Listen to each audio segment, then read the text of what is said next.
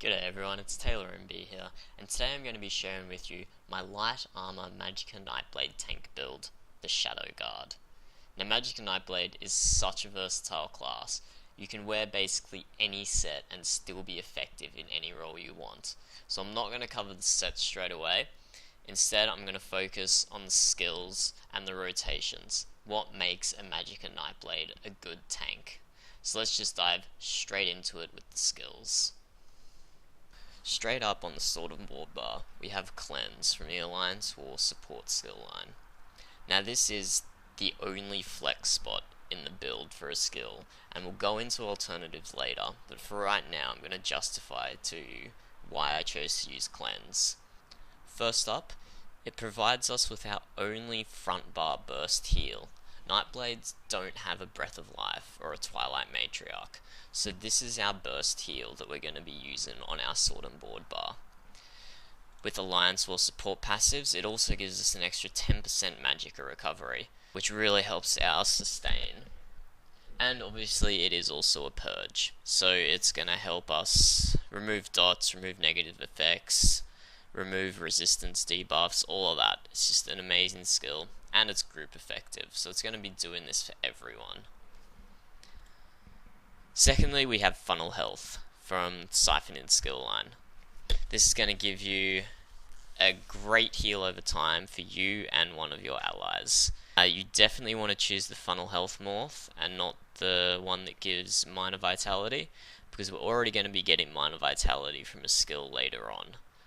So you definitely want Funnel Health there, and it's also your spammable DPS. It doesn't do much because you are a tank, but it just does help complement your group. Third skill on the sword and board bar is Refreshing Path. Amazing AoE heal over time, and does a little bit of damage as well. Even without the damage, if it was just the heal over time, then you would still want to run this skill.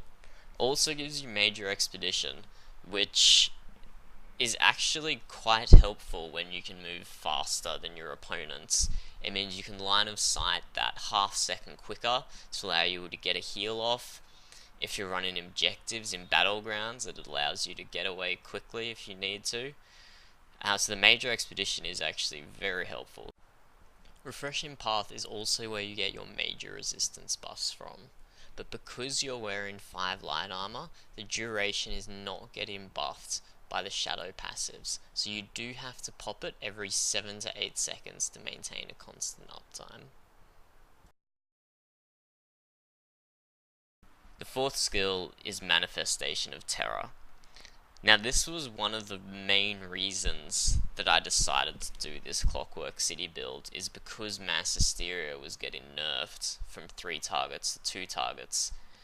When you're in a battleground and you've got a whole team thrashing on just you, Mass Hysteria is no longer going to be enough, because you're going to have to use 2 global cooldowns in order to fear the whole team, in order for you to bar swap and get off some heals, and by that time the original 2 will already be back on you. So Manifestation of Terror can fear up to 12 people. So especially good on objectives, battlegrounds, or in Cyrodiil. So on flags, in keeps, or in battlegrounds, or on objectives, or on choke points, it is amazing. Now where this skill does lack is it's not very reactive. It takes 3 seconds to arm the fear traps, so you have to drop these preemptively. If you're already in trouble, then it's too late to use this skill. So you just got to get into the habit of every 5 seconds dropping Manifestation of Terror. If your group or the fight repositions, drop that Manifestation of Terror. Now it drops 1 trap at your feet and 1 where you're targeting. So if you're in a rolling fight, you can drop this well ahead of where everyone's going, and it will still be there when they catch up and fear the first people to hit it, whilst also dropping 1 trap where you are. So it's going to hit the people behind you, and it's going to hit the people in front of you. It is truly an amazing skill. It is less reactive than Mass Hysteria, so you really have to be on the ball when you use this. And our 5th skill slot, Mystic Guard. Also going to be in the same position on the back bar as well, because obviously it has to be double slotted. This is where we're getting our Minor Vitality from as well, which allows us to run Funnel Health instead of Swallow Soul.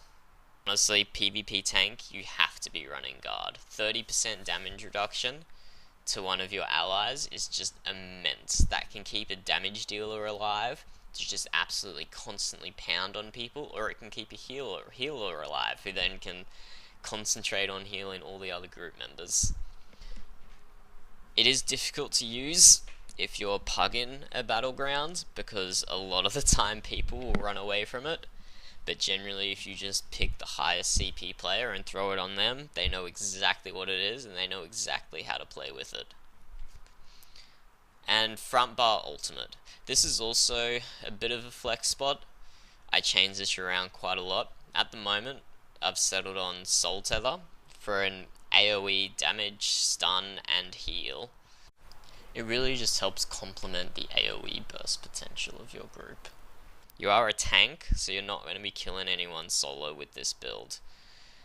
So Soul Tether, you see people getting low, pop it. See an ally drop an ultimate, pop Soul Tether. And it just really helps to add to that AoE potential that your group has. And then on our back bar, resto stuff. First up, we're running Rapid Regeneration. You can also run Mutagen here. They're both amazing morphs, and I have swapped between both of them a number of times. So Rapid Regen gives you more healing, but it's a shorter duration, which means you're gonna have to bar swap back to your resto bar, and that does make you vulnerable.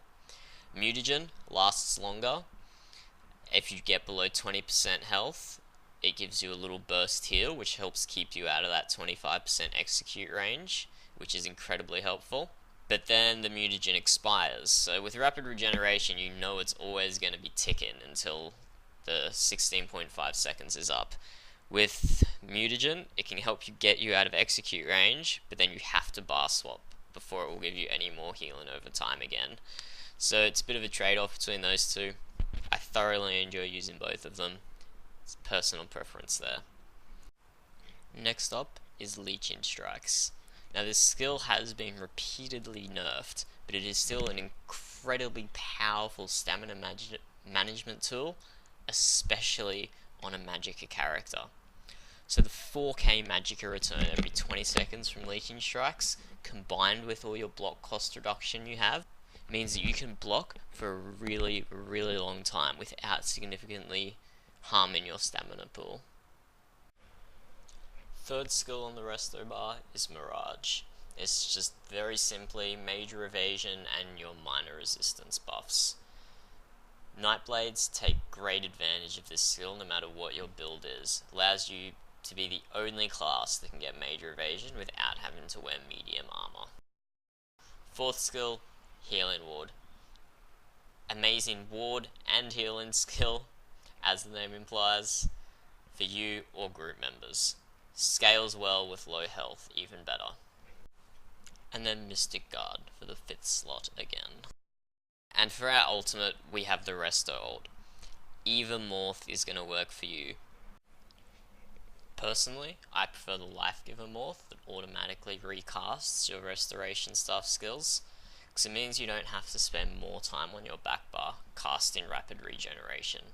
Now it's only 1 second, 1 global cooldown, but that could be the difference between life and death. So I prefer Life Giver, automatically recast Regeneration, gives a burst heal from Healing Ward and from Blessing and Protection, and then you can get straight back to your Sword and Board bar. As I mentioned before, the sets are the least important part of this build. Nonetheless, I have my 3 favourites, which provide the greatest group utility and increase your group's and your own survivability. So monster set, we're using Tried and True Troll King. This is just going to give you a great heal over time for you and your group. It procs at 50% health, so it's going to be always up when you need it, and it doesn't matter that it's not going to be up above that, because you're not really at too much risk of dying. And what's great about this is it sticks to your group members. It's not an AoE proc like Bogdan or Trinomatic. This will proc on them anywhere as long as you have a heal on them, which you will. With all the heal over times you had, it's impossible that this is not going to proc on a group member. Now the second set we're wearing is Wizard's Riposte. Previously, on a previous iteration of this build, you would be getting Minor Main from Mass Hysteria, and that would affect 3 people. But because that got nerfed down to 2, and so I swapped Mass Hysteria out for another skill, I felt I really needed a source of Minor Main, because it is an incredible damage reduction, cannot be underestimated. So we're wearing this 5-piece. People will constantly crit on you. Even if you weren't a tank, you would have 100% uptime on Wizard's Riposte on everyone you're fighting against. And so this is a huge damage mitigation for you and your entire group. It's absolutely phenomenal. The 2 to 4 item bonuses also help you immensely. Absolutely nothing wasted by wearing this set. The final set we're wearing is Transmutation. Again, absolutely nothing wasted, and the 5th piece benefits your entire group. So far with these 3 sets, we have 2 sets reducing the damage taken by your allies, and then another set that's going to be healing them. So it is just 100% group utility build. But all these things also apply to you, so it's making you tanky in combination with your skills and rotation. And then finally we also have a Mouse and Resto Staff back bar.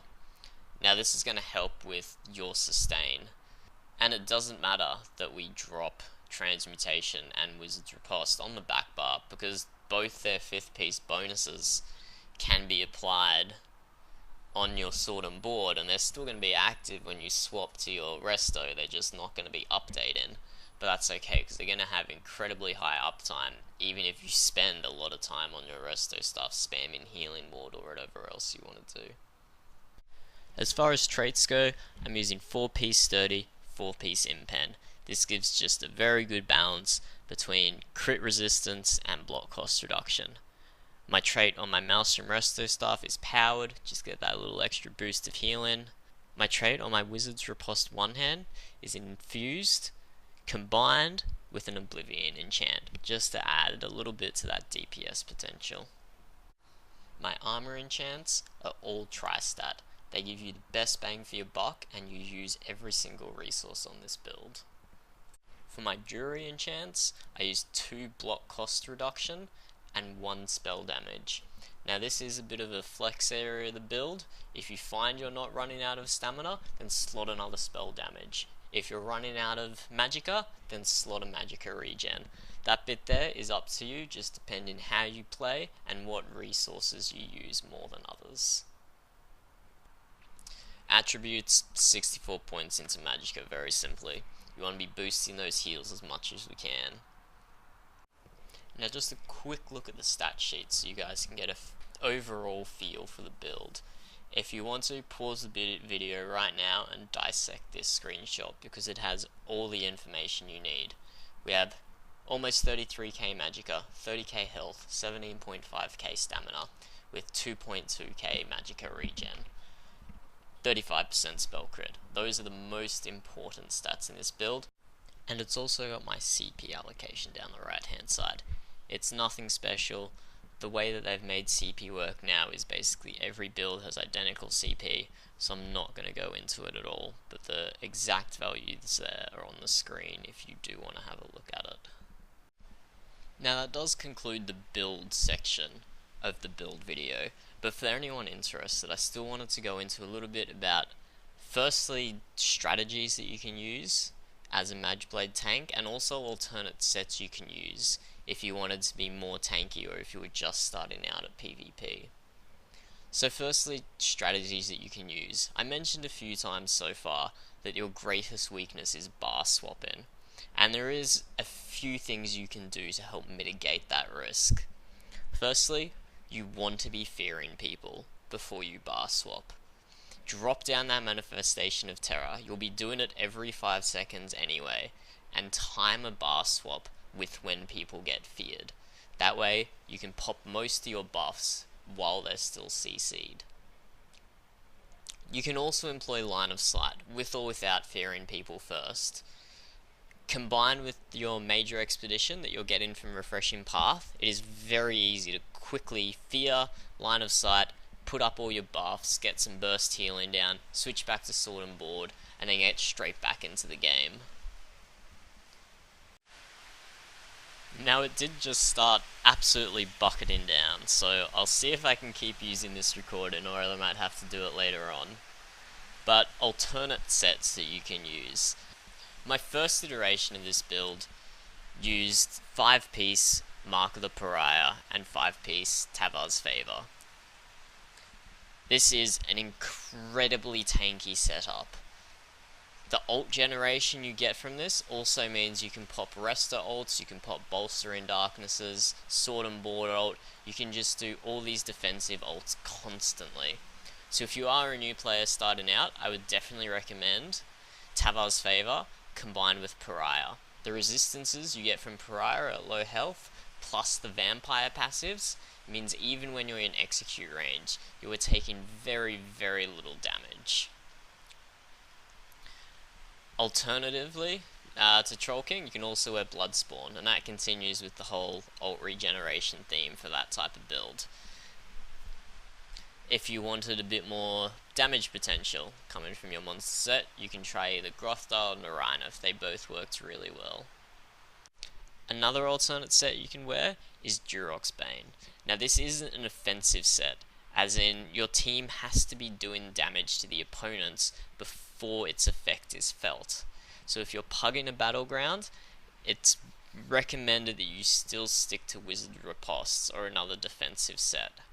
However, if you're in a pre-made or all your teammates happen to be high CP, slot this set instead of Wizard's Riposte, and then slot Deep Slash from the Sword and Board skills into your flex spot, and you can still get a very high minor maim uptime, plus Major Defile, plus Troll King, plus Transmutation. And now honourable mentions as far as skills go. I did just mention Bolstering Darkness, and I do think it is one of the most underrated ultimates in the game. It's major protection for you and your entire group for 18 seconds. That is massive. However, the skill is not very pug friendly, because a lot of people don't know what it is and will refuse to stand in it. Sword and Board ult, as just mentioned, is also another viable alternative. It allows you to switch your resto bar without dropping block, and it also regens a bit of Magicka thanks to the Restoration Staff passives. You can slot Merciless Resolve. This will increase the healing of funnel health and will also allow you to put out a little bit of extra DPS. Sap Essence. Now this isn't a sap tank MagBlade build, because that skill has been nerfed quite a lot over time, but it is still incredibly useful if you want to get major sorcery and some AoE healing done as well.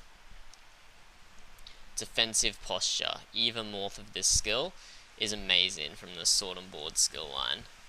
You can get a stamina based heal, or you can get a Reflect to add more offensive pressure. Harness Magicka, the light armor skill. It's a good Magicka dump, it allows you safer bar swapping, and even though it's only going to be a relatively small shield, all the damage they do to your shield is time that you've been able to spend healing. Mark Target is also another good one. It provides major resistance debuffs to whoever you put it on. It's incredibly funny putting it on any cloak in Nightblade, and it also gives you an amazing self-heal. You can also slot Inner Light from the Mages Guild. This will grant you Major Prophecy, significantly increasing your crit rating. It will give you 8% max Magicka, which is already going to be combining with your Siphon in 8% max Magicka increase, and you could even pair it with the Mage Mundus also. And then finally, Structured Entropy. This skill, because of the Mage's Guild passives, just gives you so much. Major Sorcery, 8% max health, Empower, 2% Magicka regeneration, 2% max Magicka, and it's a heal over time that can be placed on infinite opponents. So you just keep stacking it on everyone around you, and these heals will just line up perfectly for you.